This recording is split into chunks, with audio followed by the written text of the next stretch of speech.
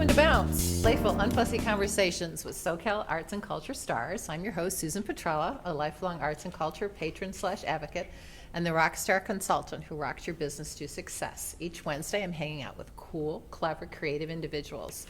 Today's guest is Allie Smith. Well, there's so many things to say about Allie, so where should I start?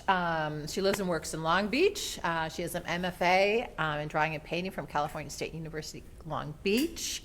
Let's see, ArtFacts says she's an ultra-contemporary artist. Her practice revolves around creating large-scale, colorful, multi-layered canvases that challenge and engage viewers with complexity and chaos. So welcome, Allie. Thank you. Thank you so much. So would you say they engage viewers with complexity and chaos?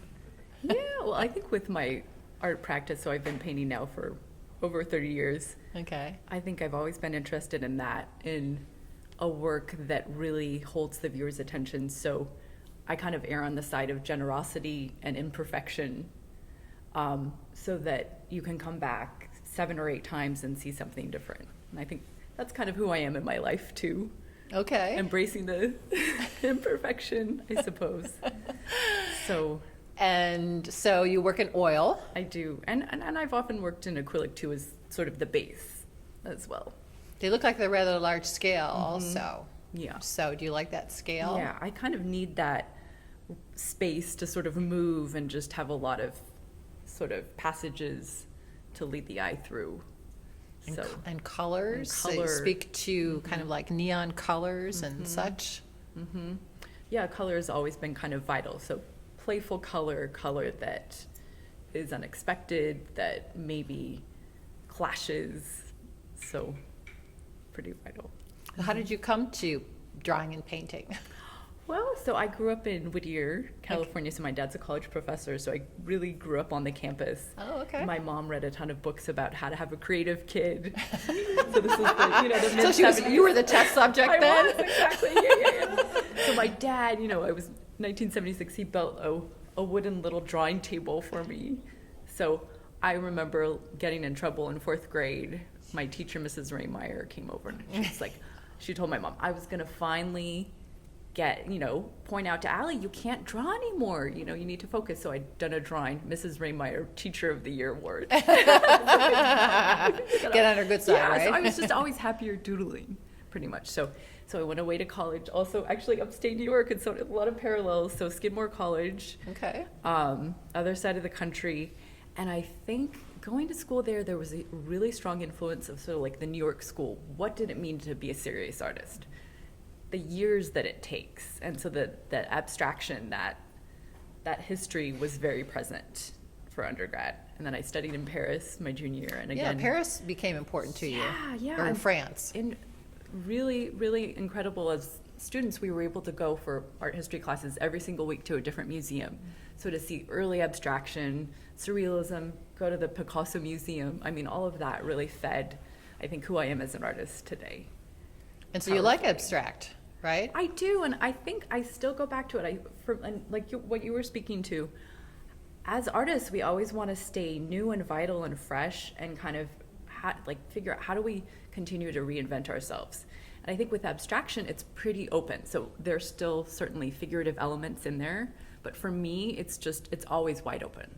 Like I can always find something new and challenging from my personal trajectory. And what would that be? Well, it varies. Okay. I mean, yeah. What are you working on now? So I always work on a lot of paintings at once. Oh, okay. Because I really bounce back, and How many are you working on now? Gosh, I would say 10 maybe, actively. Wow. You have a big studio then. I do, and some, there's one painting that I've been working on for about 5 years, so there's so many heavy layers there that are going on. And I feel like I relate very much to what you were saying. I have to be both the kind of free spirit and the rational. Like I have to edit myself, because I do tend to go kind of overboard within the composition. It can get kind of wild, and then I need to kind of edit out elements. So the 5 year, are you kind of like upset with it? Like it's, taking like that's 5 years? That's how long like, it needs to take. When is this thing? And that was a question, like, when is it done? So it's obviously not done yet. And so it depends. That's what I think about a lot, actually. Like, so if I am preparing for a show, certainly there's a whole body of work that is kind of connecting somehow, and I definitely have that planned. But then there are other paintings that are just kind of existing and waiting maybe to be shown. Like, you know, waiting on paper, waiting up here? Both. Or Everything, Yeah, everything. So do you do sketches or studies So ahead of time? I do drawings that I always kind of have present, but they're never for like, this is going to be the finished piece. Like, I Oh, really okay. need that element of surprise. I don't know where the painting is going to end up, and that's kind of that's what keeps me challenged, I think.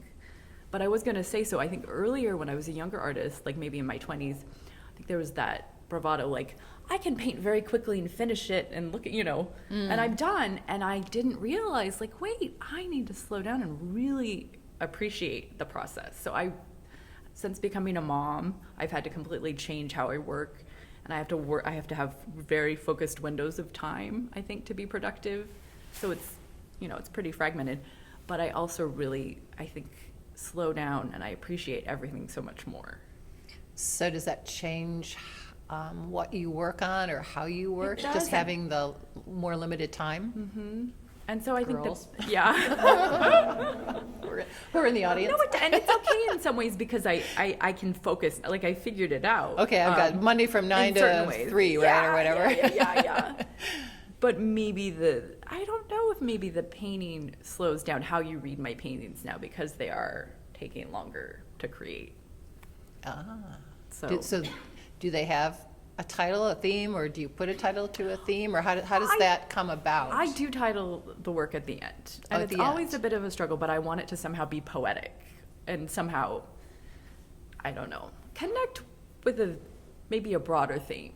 But I certainly don't know ahead of time what the title might be.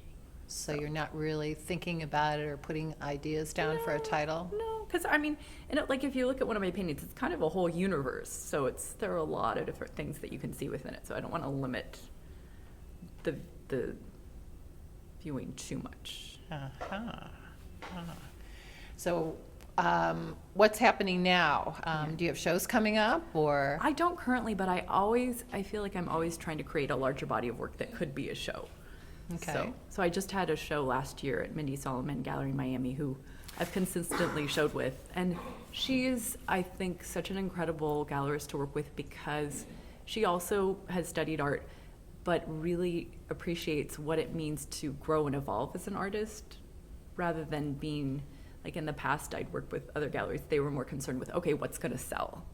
And so I think see. you can't, and it's easy to get caught up in that as a younger artist, that pressure, and become very insecure about, well, am I making work that collector will want to consume, rather than, am I making work where I'm going to really push myself and continue to push myself? So you want to grow and sell at the same time? Yeah, if possible. But it's okay. Yeah. Is that possible? Yeah, who knows? And to me, it's always, wow, I sold a work. That's great. Like, I'm so privileged, but it's not the goal. It's not the goal. Yeah, the goal is the work itself, push, and doing the work or yeah, whatever. Yeah. So if you could do something completely different, what would you do with your work? Or, like Ellen's kind of challenging herself in like a new medium with the photography and. Yeah. Well, okay, so I collaborated with a musical composer, professor at Vanderbilt, right before COVID. So I was sending him drawings and paintings, and he created a whole composition based on that. So that was really fascinating, and the show was supposed to open March 2020. I didn't make it there. They finally opened it. They had to delay it. So I haven't even met the professor yet, but I have this kind of fantasy of creating a ballet. So that is just since that experience. And I actually was doing ballet for about 5 years when I turned 40. And I was not great at it. I loved jumping and everything, but I was not like super amazing or anything. I've done adult ballet. Yeah. It was really fun. It's lovely to do. It was lovely to do. And I think because of the movement that exists naturally in my paintings, I would love to do the set design and costumes and work with a choreographer. So that kind of thing, collaborating within a kind of different media would be my dream. How did the Vanderbilt professor come about? He contacted me. Oh, wow. So he's worked with other artists in the past. And so that was pretty interesting. So the composition was performed in the gallery space within the paintings. space. So yeah. That sounds That was really neat. the Yeah. eclectic, wonderful. There is Yeah. well, you should see this one gentleman. He's a ballet dancer on Instagram or whatever that just kind of like dances like everywhere or whatever. And he's Yeah. just, wow, he would be, he'd be someone to collaborate with. Yes. Yeah. So what else are you involved in? Oh gosh. Well, I started actually a volunteer art program within my kids' public art school. Okay. So basically kind of like art classes, but it was more kind of a hands-on experience where the kids really directed what they wanted to do. So that's another thing that I am considering doing when my kids get a bit older, is doing more kids art classes. Oh, okay. So, okay. yeah.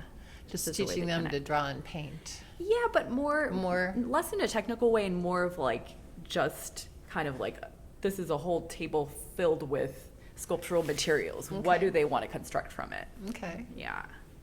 You guys remember it. What would you say about it? Like, I don't know, it's like, it was just like a table, it was like a ton of different materials, there were like different stations too, there were like, there was like a drawing station, there was like a build something out of a cardboard box station, and we learned how to like draw different things, but not like technically, it was like, okay, you have a marker and a piece of paper, what do you want to draw? You can draw anything you want.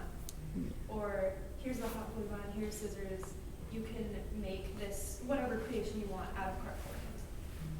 It was really fun. so it was more kind of like a maker space. So I love that idea of creating that for kids because they're just so naturally creative rather Right, than right. adults dictating what a kid should make. I think the kid can naturally tell us. That would be So, that yeah. would be a lot of fun. Yeah. So you've shown at various galleries, and I don't know what else to what else to talk about with your work. Well, I think what you were talking about is something I think about so much with how do we exist as artists now with the forum or platform like Instagram, where we're just consuming images so rapidly. And like Instagram is something I'm like, I'm gonna get off of it. I need to just not exist on it. It's not healthy for me. It makes me feel sad. But in certain ways, it's a way to share our work, right? And to have a dialogue. And that's what's maybe keeping me from getting off of it, because it is a way to connect and to see what other artists are doing. But I think what your excellent point was about, like, what does it mean to be human now? And making art, the process of painting or photographing work allows us to really live in the moment, to not be so fragmented. And so we have to keep doing that. I mean, with the state It's interesting of the world because right now. a previous guest was speaking to somebody who was asking about, like he was saying, you got to get onto social media or whatever and do all this stuff. Yeah. Chris Hoff, like the OC Art Oh, blog yeah, or I've whatever. known him for a Yeah, long and so time. He's they're great. asking about that. But you think that's somewhat of a distraction then, having to spend time on that? Yeah, because it sucks. It sucks a lot of creativity to have to think about, what do I want to produce? What do I want to say? And yeah. And do we really need to adapt to it? I don't know. I really don't know. And We're who? happier. I'm just trying to think of who was not on it. Who was the other guest that day? I can't think of who the other guest that day that was like not on it. Yeah. It was very interesting. Like, And I don't not want on my it at kids all. on. Like, we waited with my older daughter to have a iPhone until she was, halfway through 8th grade, and that was really late. And my 12-year-old hates me because I'm not letting her get one yet. Ah, But wow. you see the okay. shift. You see the shift, really, don't you? Like, you really do. Yeah. And I mean, the artwork is not the same as seeing it in person, though, than seeing it on a exactly. screen. No. Also, And there is and that- then are you selling from that too? And Yeah.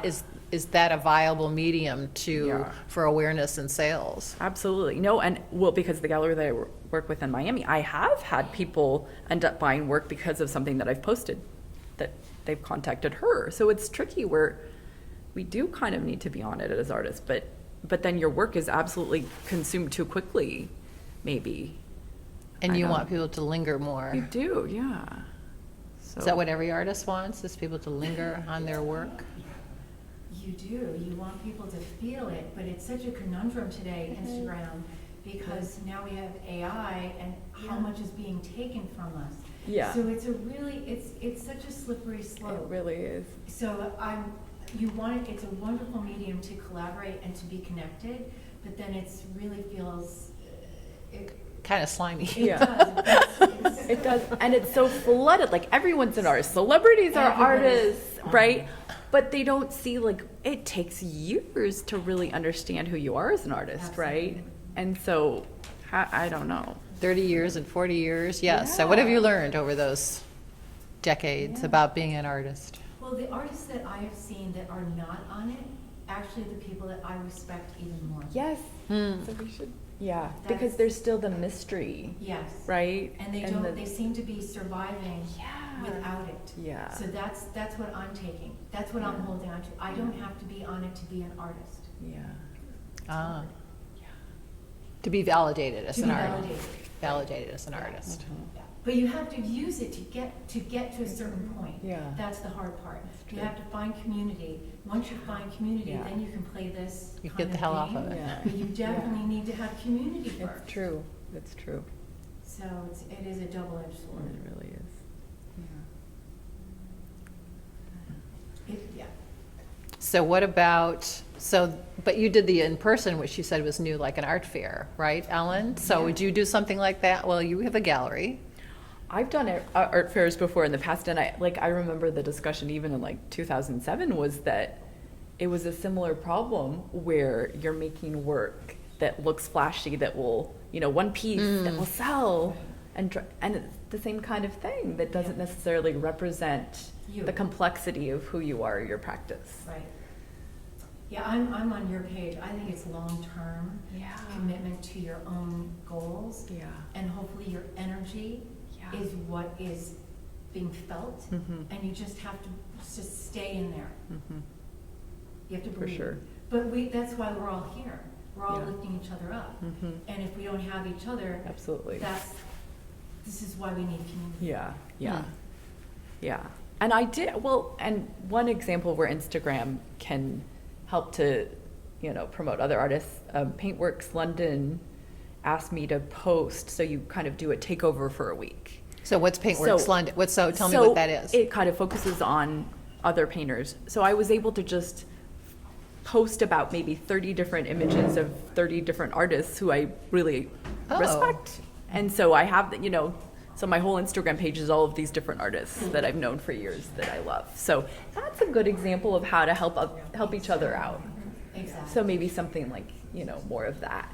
That cross-pollination is amazing. Yeah. Because the more that you lift somebody else up, Yeah.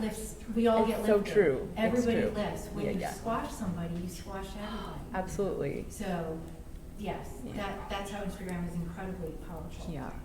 And across the seas, Mm-hmm. being able to globally communicate. Yeah. That's amazing. Yeah.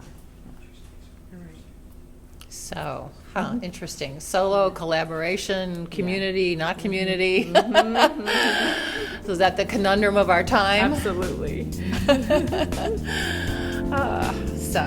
Well, thank you very much for your time, sharing your story with us. You've made Bounce. A special thank you to our generous sponsor, Coastline College, its Fine Arts Department and Art Gallery. David Michael Lee, Director, Curator, and Professor. He's also our wonderful producer. Thank you, David. Until next time.